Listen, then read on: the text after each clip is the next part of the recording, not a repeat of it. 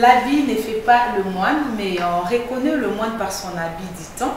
Bienvenue messieurs, bienvenue mesdames à ce nouveau numéro de Couleurs d'origine. Votre émission à caractère de l'esthétique. Ici on parle beauté, on parle de la mode, on parle de l'habillement, la coiffure dans toutes ses facettes. Question pour nous d'aider tous les peuples au Katanga. Je vous accueille avec un cœur plein d'amour parce que vous faites partie désormais de ma famille, de la famille Malaika. Bien sûr, quand vous nous regardez, ça nous va droit au cœur, ça prouve à suffisance que vous nous aimez. Alors pour aujourd'hui, l'émission Couleurs d'origine va changer de cap. La fois passée, nous avions parlé de la biémon de la mariée. Nous avons eu beaucoup de sollicitations, beaucoup d'appels. Vous avez appelé, vous vouliez à ce que nous puissions aussi parler de la biémon des hommes parce que vous vous êtes dit, apparemment Couleurs d'origine, vous négligez les hommes. Non, on ne peut pas négliger les hommes. Déjà que lorsqu'il y a une femme, là où il y a une femme, bien sûr, il y a toujours eu un homme à côté. Question de bien s'accompagner. Alors pour aujourd'hui, nous allons parler de la ligne vestimentaire. Sûrement vous entendez quelqu'un qui vous dit j'ai ma propre ligne vestimentaire. Peut-être parce que la personne vend des habits en ligne sur les réseaux sociaux. Là, la personne se tape la poitrine pour vous dire que j'ai ma ligne vestimentaire. Est-ce que c'est ça? Alors, pour parler très bien de ces sujets, nous avons voulu inviter quelqu'un qui s'y connaît. Il s'appelle simplement Josué Mukambu. Il est créateur des modes, il est designer de son état et en même temps, il a sa propre ligne vestimentaire. Avec lui, nous allons aller dans tous les détails, pourquoi pas dans tous les sens autour de ces sujets. Il est déjà avec nous, Monsieur Josué, bienvenue. Merci madame. Comment vous? Non, nous allons relativement bien. Nous sommes contents de vous recevoir dans cette émission Couleurs d'origine. C'est la deuxième fois que vous êtes là. Oui, je pense bien, c'est la deuxième fois. Alors, comment vous sentez déjà? Non, je me sens très bien, très bien. Prêt à répondre à toutes les questions? Suffisamment prêt, oui. Merci beaucoup. D'être prêt à répondre à toutes les questions autour d'une ligne vestimentaire. Déjà, avant de parler de notre sujet du jour, j'aimerais que M. Josué Mukambu, que vous puissiez vous présenter d'une manière détaillée. Moi, je sais que vous êtes designer, vous êtes créateur de mode, mais il y a des téléspectateurs qui entendent parler de vous. Peut-être ils ne savent pas qu'il s'agissait de la personne de M. Josué Mukambu. Je m'appelle Josué Chibangu Mukambu, j'ai un long nom. Et puis, je suis un homme d'affaires, d'abord pour commencer. Je voulais juste être un homme d'affaires qui gagne beaucoup d'argent dans n'importe quel domaine de la vie. Mais je peux vous dire que je suis dans la mode par hasard, par l'amour du beau et tout ça. Comment ça par hasard? Bon, par hasard, parce que je voulais être un grand homme d'affaires du pays, mais et j'aime les vêtements.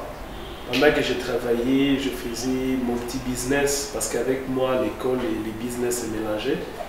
Et j'étais un peu trop attentionné avec tout ce qui se passe dans le milieu de la mode. Il y avait un responsable de l'une des plus grandes marques, que j'étais le nom, qui avait dit qu'il ne faisait pas ses vêtements pour les Africains, tu vois. Alors moi, ça m'avait révolutionné. Je me suis dit non, on ne peut pas passer dire ça?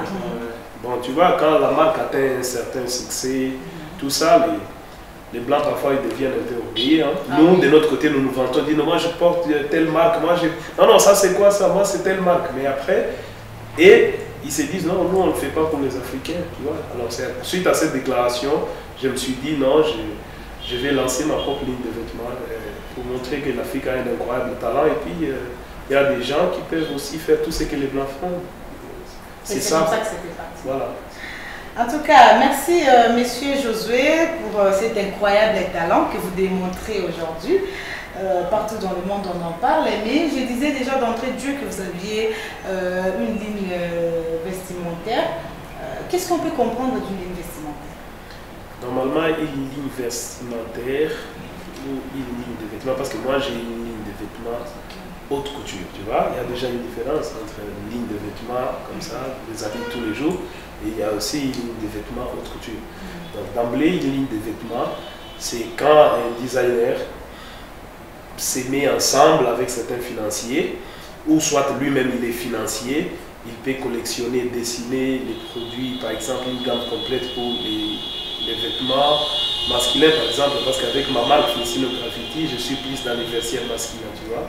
Et quand tu as des designers ensemble, et tu as ce qu'il faut pour lancer sa propre ligne de vêtements, c'est-à-dire vous créez par exemple des chemises, des costumes, des ceintures, des chaussettes, des chaussures, les accessoires qui portent votre signature.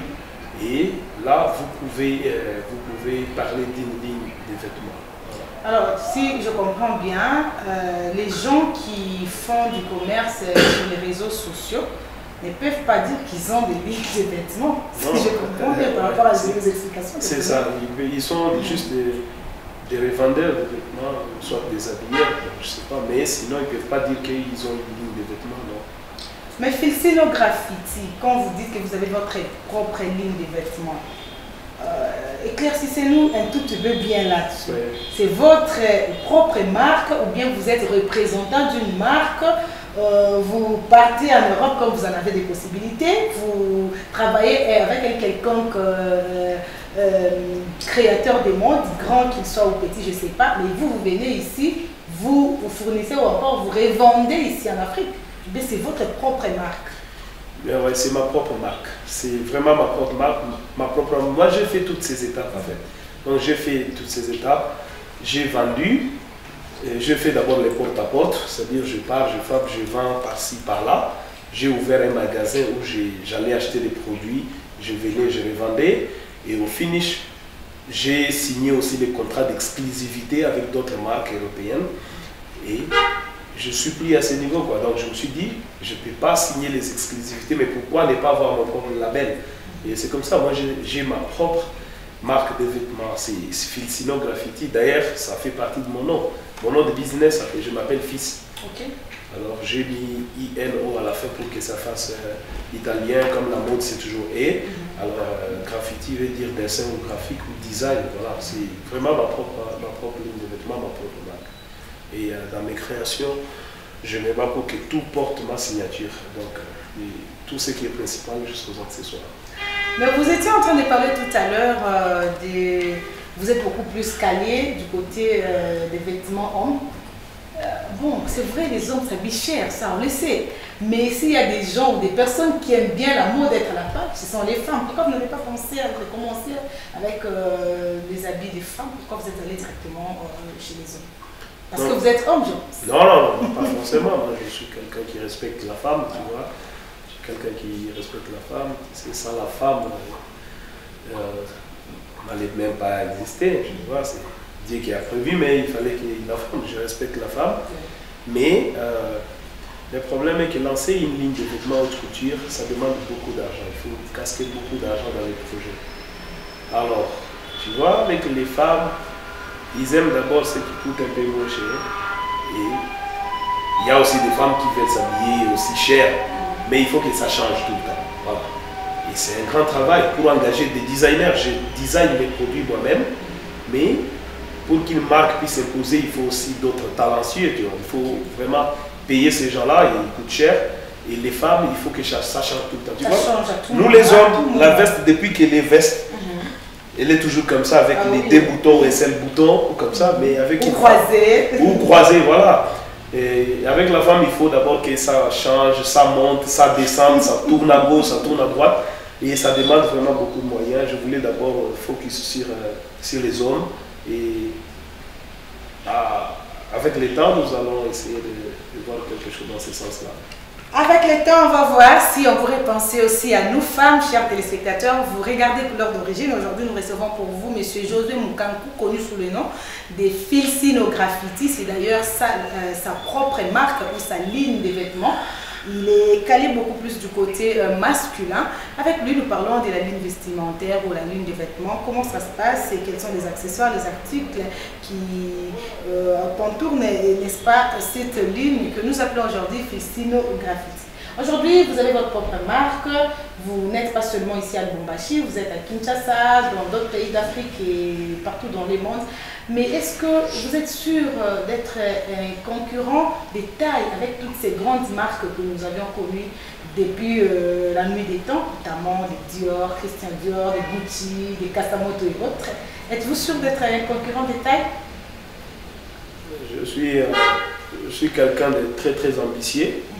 Je ne sais pas comment le dire, mais pour tous ceux-là qui me regardent en ce moment, je suis quand même leur concurrent parce qu'aujourd'hui, déjà, mes chaussures, je les produis dans des usines où il y a d'autres grandes marques. Je fais moi les noms parce que je ne suis pas là moi pour promotionner les produits, mais il y a des grandes marques avec lesquelles nous produisons dans les mêmes usines. Certes, ils ont leurs usines, mais pour couvrir leur shop partout dans le monde, ils font recours à d'autres usines pour faire la sous-traitance. Donc je produis dans les mêmes usines avec les mêmes pots de chaussures, les vrais pots d'Evo et tout ça, la finition, même usine. Alors je me dis que je me donne un challenge que d'ici 10 ans, Filsino Graffiti installé dans tous les 4 coins du globe. Donc déjà je me dis je suis leur challenger. Et ceux qui pensent que je rêve, laissez-moi rêver et je peux vous dire que la plupart de mes rêves sont devenus réalité. Moi j'en suis fier, c'est comme ça. Alors, vous êtes installé ici à Lubumbashi, c'est vrai que vous n'avez pas commencé ici, vous étiez à Kinshasa et partout. Mais pourquoi vous avez choisi Lubumbashi après toutes ces villes? Bon, j'ai choisi Lubumbashi parce que c'est une ville où tout est calme, les gens sont généreux, les gens ne sont pas agités. Donc normalement, moi j'étais venu installer mon shop ici à Lubumbashi à l'époque de l'ex-gouverneur. Je ne suis pas dans la politique, mais j'avais beaucoup de clients dans son cabinet et tout ça. Quand il venait chaque fois qu'il me demandait mais pourquoi il ne faut pas attendre seulement que nous venons chaque fois à Kinshasa pour acheter, il faut venir installer à Lubumbashi. C'est comme ça que j'étais venu, j'ai tenté. Et à l'époque, j'avais l'exclusivité d'autres marques et j'ai trouvé que la ville était bonne et puis était presque vierge côté habillement de luxe, quoi. Il n'y avait pas grand chose dans la ville. Et vous vous êtes imposé aujourd'hui, on parle de Filsino Graffiti. Ça, si c'est vous qui le dites, ça me va, mais sinon on essaye de travailler. Alors quelle est la politique poursuivie par Filsino Graffiti pour s'imposer un peu partout? Et si par hasard quelqu'un aussi a des ambitions d'avoir sa propre ligne de vêtements, quelle est la politique qu'il doit mettre en place pour pouvoir gagner le marché? Bon, ça c'est...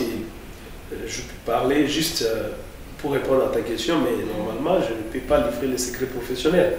Mais la politique que moi j'ai mis en place, c'est d'abord l'élix. Tu sais, on dit la beauté est au centre de toute la vie humaine.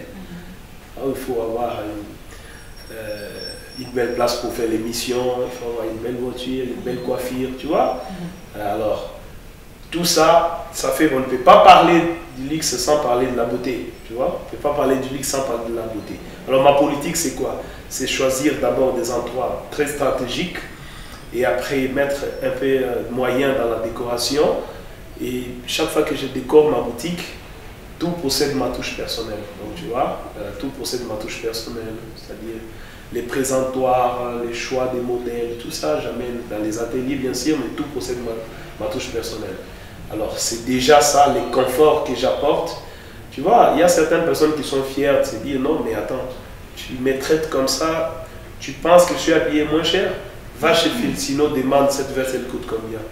Tu vois, et par curiosité, si tu vois une signature Filsino, tu essaies d'entrer avant que tu demandes le prix, tu regardes le shop, tu regardes les gens qui y travaillent, tu te dis directement que ça vaut la peine. Les gens qui portent Filsino doivent être respectés. C'est comme la semaine passée, après Katanga Award, j'avais un ami. Félicitations d'ailleurs, vous êtes parmi les nominés de la soirée. Merci beaucoup. Il m'a dit, je suis très content parce que c'est tout le monde qui voulait, qui était en Filsino. Chaque personne qui était bien habillée était en Filsino, jusqu'à tel point que le gouverneur lui-même a demandé, mais c'est où ces boutiques? Parce que je sens que chaque fois que je demande, on me dit non, c'est Filsino, c'est Filsino. Tu vois, déjà tout ça, ça fait partie d'un parcours et de ma philosophie et ma politique. La politique mise en place. Voilà, je veux que les gens comprennent que ça ne court pas les riz, c'est pour les gens qui aiment les vêtements. Pas pour les riches, parce qu'il y a les riches qui n'aiment pas les vêtements. Voilà. Je ne dis pas ça. Pour les amoureux de la mode.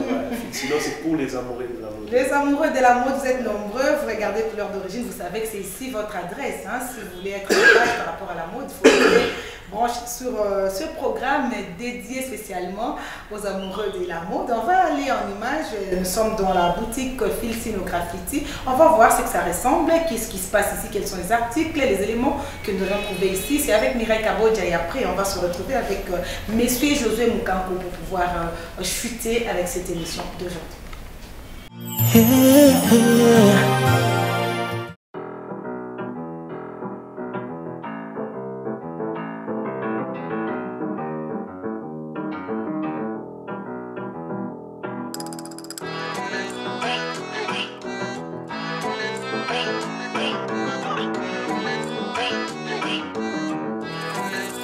Issa Torres on the beat, boys.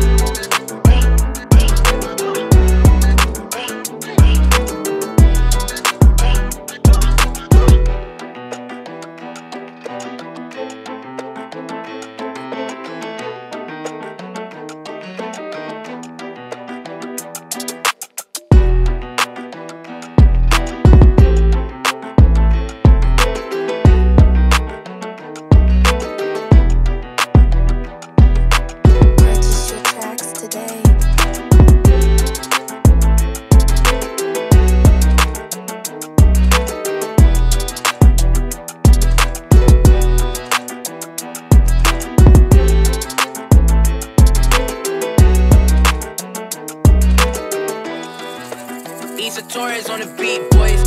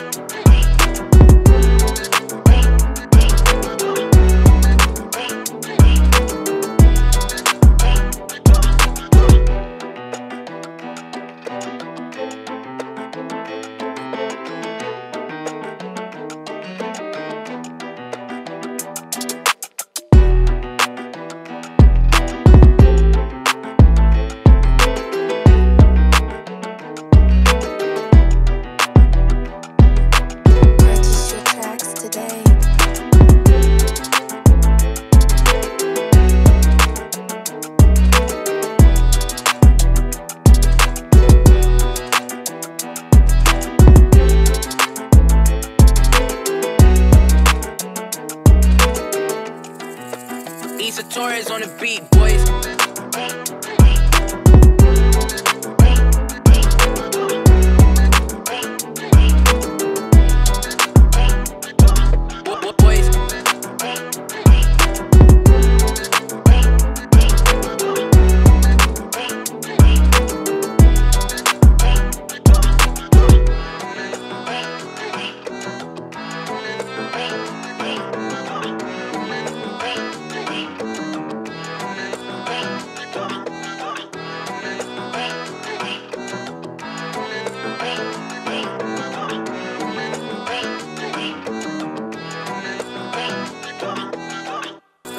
Issa Torres on the beat, boys.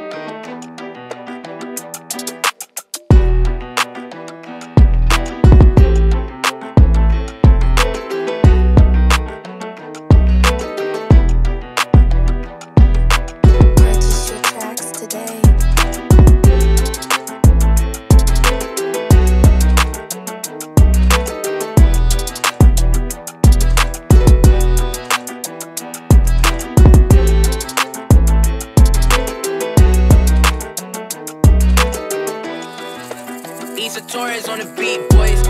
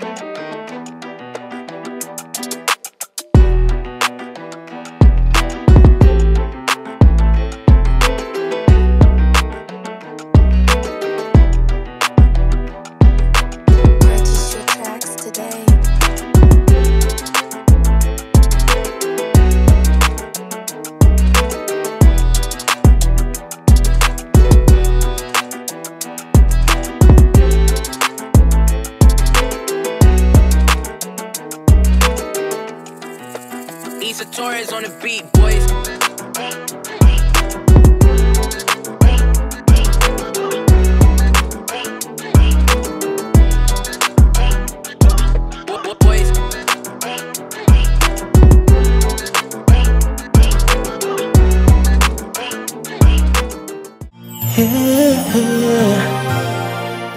Nous sommes de retour sur ce plateau. Vous venez là de regarder ces images qui parlent par rapport à tout ce que nous sommes en train de parler avec Monsieur Josué Mukampu. Vous le connaissez ou vous ne le connaissez pas, mais aujourd'hui vous venez de découvrir qu'il y a un Congolais. C'est une fierté, déjà félicitations à vous. Merci. J'ai vu tous les articles signés Filsino Graffiti, mais au début là, moi je me disais, est-ce que ce qu'il dit là c'est vrai? Est-ce que... Mais je me rends compte que c'est quand même une marque propre à vous. Félicitations pour ça. Merci. Vous pouvez énumérer encore une fois les différents accessoires ou articles qui entourent la marque Filsino Graffiti. Bon, nous avons presque toute la gamme complète pour les vestiaires hommes. Nous avons les costumes, les chemises, les cravates, les blazers, les pantalons, les ceintures, les chaussettes et les accessoires aussi. Voilà. Les accessoires, vous avez par exemple Nous avons les logos par exemple, les attaches qui demandent notre marque, hein, tu vois, et puis les broches. Voilà. Et le logo, ça se passe comment quand quelqu'un vient payer le costume? Non, on donne gratuitement. Donc, tu vois, Filsino, c'est quand même une marque de la haute couture.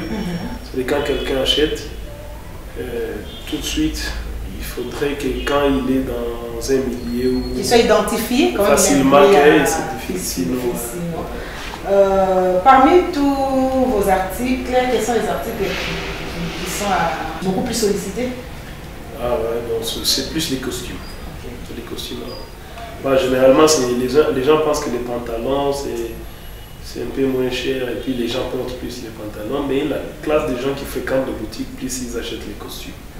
Ensuite, les chemises et les cravates et les chaussures aussi. Mais c'est les costumes qui passent en premier. Les costumes passent en premier, messieurs et dames, vous êtes en train de nous regarder. Petit à petit, nous avançons vers la fin, mais nous avons encore quelques bonnes minutes à croquer avec vous, monsieur Filsino, s'il faut vous appeler ainsi. Oui, ça me va. Ça vous va? Oui. La fois passée, nous avions un sujet quand même à la télé. Vous étiez parmi les nominés des Katangara. Comment vous vous êtes senti?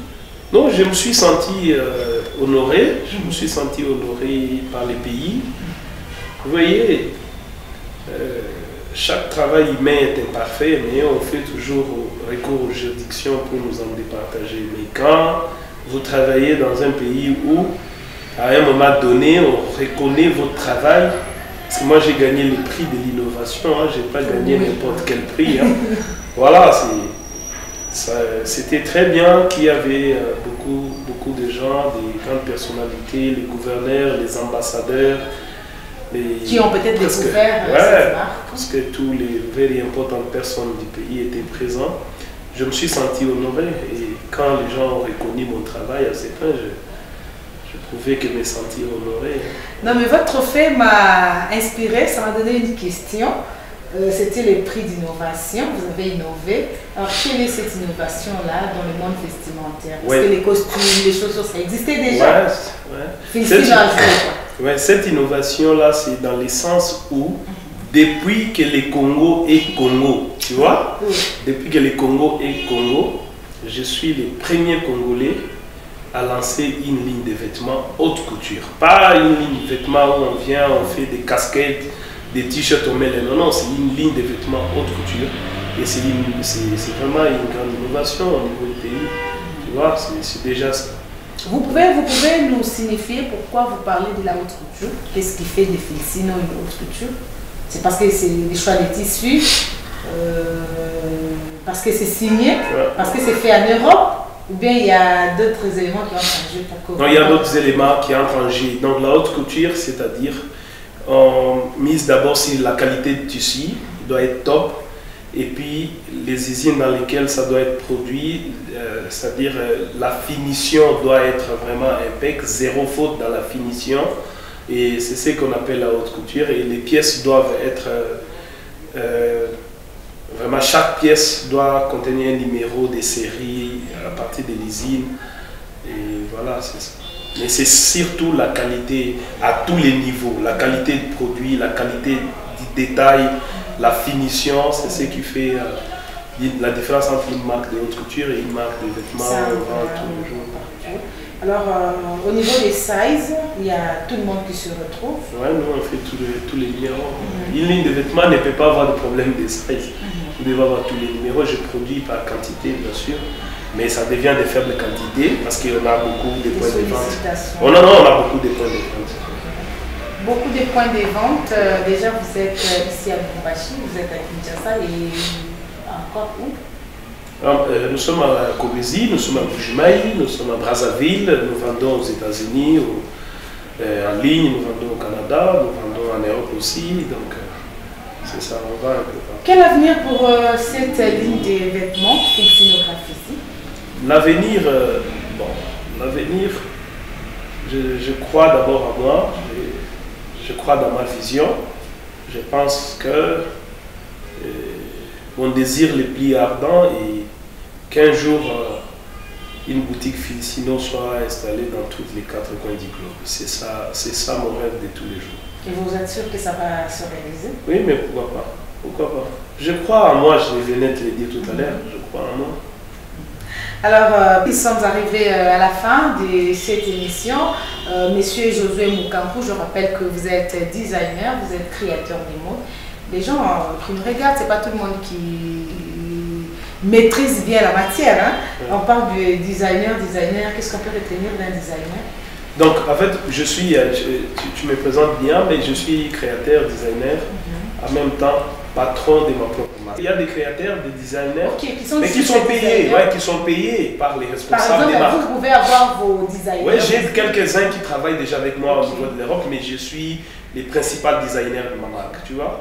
C'est comme ça. Donc, un designer, c'est quelqu'un qui s'y met là, il dessine un modèle et du prototype jusqu'à la production, tu vois. Et voilà, c'est ça. Et tu ne peux pas designer quelque chose qu'on n'accepte pas par le public. C'est un travail à haut risque, tu vois. Et je suis moi-même aussi des financiers. Et Dieu merci parce que je pense que Filsinographici, c'est un coup de maître. C'est un coup de maître et ça va. Ça va, alors il y a des jeunes gens, de nouveaux talents qui sont en République démocratique du Congo, qui est d'ailleurs votre pays aussi, qui veulent aller aussi loin comme vous. Est-ce que vous avez un mot d'encouragement pour ces designers qui ont peut-être les talents mais les moyens font défaut, ou encore qui ont des visions mais ils sont limités, coincés quelque part? Qu'est-ce que vous pouvez leur dire? Je peux leur juste recommander le courage et la détermination dans ce qu'ils font, qu'ils ne puissent pas se tromper ou être déroutés par rapport à la réussite d'autres personnes. Ils doivent croire en ce qu'ils ont comme talent et essayer de développer ça petit à petit. Et ils vont y arriver. Ils doivent juste être persévérants et croire en leur talent. C'est tout ce que je peux leur dire. Merci monsieur Josué. Je rappelle que vous êtes patron de la marque Filsinographici, une ligne de vêtements propre à vous. Vous êtes aussi designer, créateur de mode, amoureux de la mode, il faut ajouter, parce que vous êtes vous-même mannequin d'abord de votre propre ligne de vêtements. Et après vient, n'est-ce pas, beaucoup de gens qui vous soutiennent d'une manière ou d'une autre. Alors pour terminer avec vous, peut-être il y a une question que vous voudriez qu'on vous la pose, mais qu'on ne l'a pas fait. Non, c'est à vous les questions. Moi, j'ai tout répondu. Vous avez tout répondu. Merci quand même pour la visite. Merci pour la visite. Oui. Merci pour la visite. Alors, merci à vous aussi. Nous espérons que prochainement, vous allez encore nous recevoir dans vos différents points de vente. Parce que nous, c'est Couleurs d'origine, on est là. On veut là où il y a le beau, là où il y a l'esthétique, il y a la mode. Nous, on est là, on est derrière vous pour pouvoir promouvoir cela. Question de mettre au parfum tous les téléspectateurs de la montagne. Merci beaucoup. Merci à vous, chers téléspectateurs. C'est la fin complète de cette émission. On dit ce qui commence bien, finit bien. Nous avions parlé d'une ligne vestimentaire ou ligne de vêtements. Aujourd'hui, nous sommes martelés sur la marque Filsinographici qui n'est plus à présenter. Il y a des costumes, il y a des chaussures, il y a des cravates, il y a presque tout. C'est une gamme complète, une haute couture. Hein. Et là, si vous voulez avoir beaucoup plus de détails, vous pouvez venir au différentes adresses de cette boutique Filsino Graffiti. On peut vous trouver où déjà pour finir? Dans la ville de Lubumbashi, on peut nous trouver de la Révolution Coin-Camagnola, ouais, centre commercial Psaro Carrefour. On retrouve aussi. Les adresses sont connues, on est un peu partout et aux endroits très stratégiques. Ou encore, vous pouvez appeler au numéro affiché au bas de l'écran. Ouais. Vous aurez Monsieur Josué Mukankou en personne pour poser toutes les questions que vous avez. Quant à nous, on vous dit au revoir et vous fixons rendez-vous déjà le dimanche prochain. Ça sera avec le même et réel plaisir. Bye bye.